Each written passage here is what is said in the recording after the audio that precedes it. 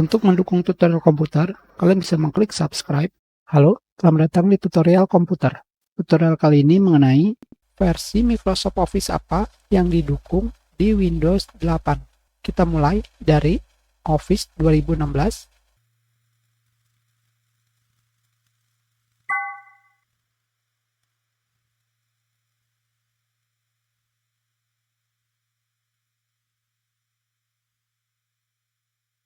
Office 2016 didukung di Windows 8. Kita close. Kita matikan.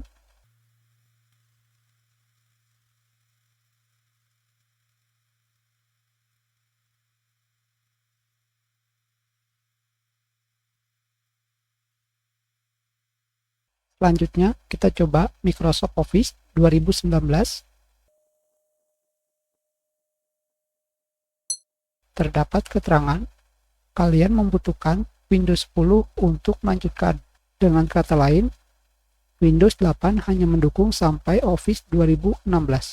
Jadi kalian tidak bisa menggunakan Office 2019 dan seterusnya. Kita sudahi, terima kasih.